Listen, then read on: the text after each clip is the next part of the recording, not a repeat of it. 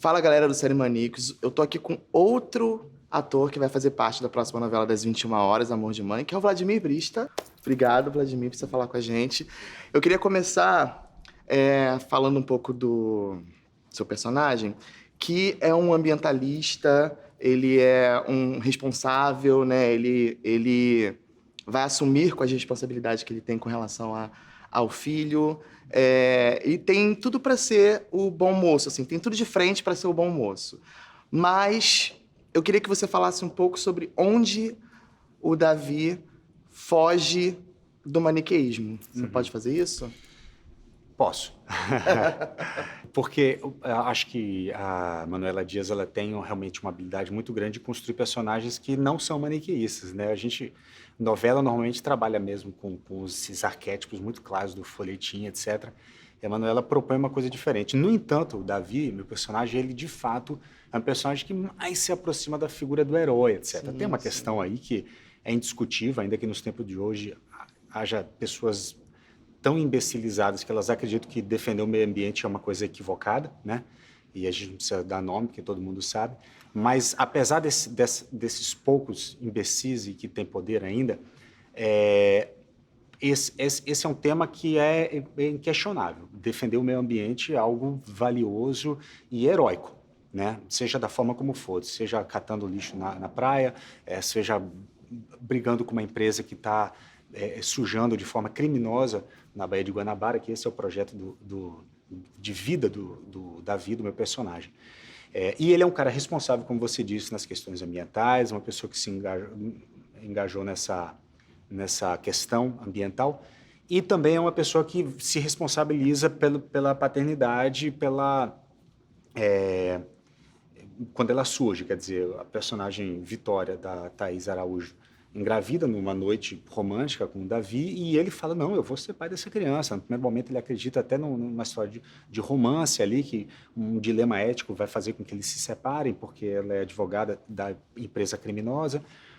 E então, até aí, ele é um herói folhetinesco, podemos dizer assim. No entanto, esse cara, ele perdeu, e aí a gente pode falar da falha trágica dele, talvez, ele perdeu a guarda de um filho que ele já tem, que está deve ter em torno de 17 anos de idade no início da novela, mas ele não aparece, ele só com flashback 10 anos antes, 7 anos antes, e ele perdeu a guarda dessa criança. De que forma? Ele, no momento de uma manifestação a qual ele participou, ele leva o filho, e ele se amarra junto com o filho de 10 anos de idade, 12 anos, ele se amarra para criar uma situação ali junto à empresa e tudo. Existe algum risco, né, nesse tipo de ações. Nunca é uma ação violenta, né, assim como muitas ONGs e muitas organizações, tal qual o Greenpeace, ou etc. e tal, não são ações violentas, mas elas dependendo da reação que vem, elas oferecem algum tipo de risco. Então, na hora que ele pegou e levou o filho junto e amarrou o filho, ele cometeu um excesso. É um erro, sem dúvida alguma. Assim. Eu, como pai, por mais que eu ache o Davi o máximo, eu adoro meu personagem, acho ele um cara sensacional, mas ele errou. Então, é um cara que também é capaz de errar nesse sentido. É um cara que talvez tenha que aprender a relativizar algumas coisas, né? E isso é cobrado pela Vitória. Então, eu acho que, nesse sentido, ele deixa de ser maniqueísta porque é um cara que é capaz de julgá-lo, né?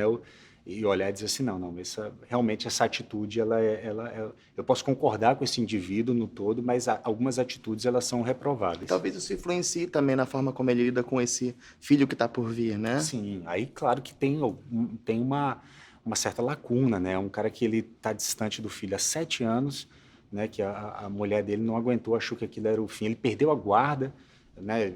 Ela levou o filho para fora. Na verdade, se a gente for olhar juridicamente, eu sei disso porque eu tenho na minha experiência um momento de briga pela guarda da minha filha. Eu sei que não basta você perder a guarda para que o seu filho vá morar fora do país. Para morar fora do país, você precisa, mesmo sem ter a guarda, você precisa autorizar. Ou você tem que perder o poder pátrio, que é uma coisa muito mais séria ainda.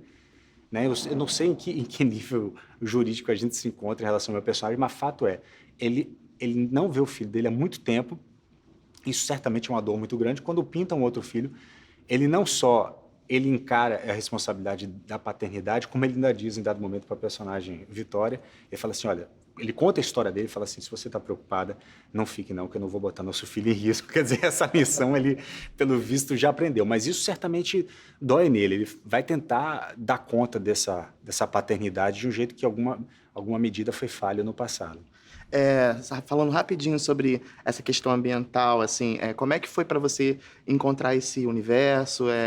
Você tem algum engajamento nesse sentido? Você pode falar um pouco disso, rapidinho? Posso. Na verdade, foi muito fácil. Em primeiro lugar, todo mundo que está de alguma forma antenado com o momento de hoje, assim, está ligado à questão ambiental, de alguma forma, está envolvido, está preocupado. Se você é um cara consumidor e adora carro, você vai saber que os carros hoje eles estão tentando poluir menos, estão tentando diminuir a necessidade de se ter muitos carros. Tudo é pensado. E não só pensado, quando eu falei de consumo, é porque o próprio capitalismo, que a gente tanto aplaude, etc. e tal, ele também já entendeu que a questão de preservar o meio ambiente é um marketing maravilhoso. Eu tenho um tênis que é todo feito de plástico, uma marca bacana, feito de plástico reciclado, catado no lixo, que já virou um marketing, é um marketing bom, que a gente aprova, que nem o carro híbrido, elétrico. Então, a ideia de que achar que o engajamento, né, ligado à preservação do meio ambiente, ela só está ligada a preservar a aldeia indígena, a preservar o verde. Não, é muito mais do que isso. É usar o plástico que a gente já extraiu, que a gente já produziu, esse próprio plástico ser reutilizado, etc. e tal. Então, tudo isso está muito próximo, acessível a gente, se a gente estiver lendo o jornal, o antenado. Some-se a isso o fato de que eu sou filho de um geólogo. Uau. E eu sou irmão de um biólogo, funcionário do IBAMA. Nossa. Né? Então, eu cresci ligado à questão do meio ambiente. Meu pai já dizia para eu apagar a luz, não só porque estava gastando energia, que ele estava aumentando a conta de luz, mas também porque eu estava gastando uma energia que é desnecessária, porque a gente tinha que preservar. A vida inteira eu cresci. E, enfim, é isso. Meu pai, o contato que ele... Tanto é que ele fez um dos filhos biólogo e o outro agora um falso biólogo. Né? Então, eu acho assim, estou muito próximo disso. Converso muito com meu pai, com meu irmão a respeito disso. A minha mãe, por sua vez, é veterinária e mora no meio do mato também, de uma forma bastante harmônica com a natureza. Então, eu acho que está muito próximo de mim. Eu confesso que eu não me preocupei muito em compor esse personagem, não. Eu resolvi só contá-lo assim, com tudo que eu já carrego. Obrigado, viu, Vladimir? Valeu, obrigado.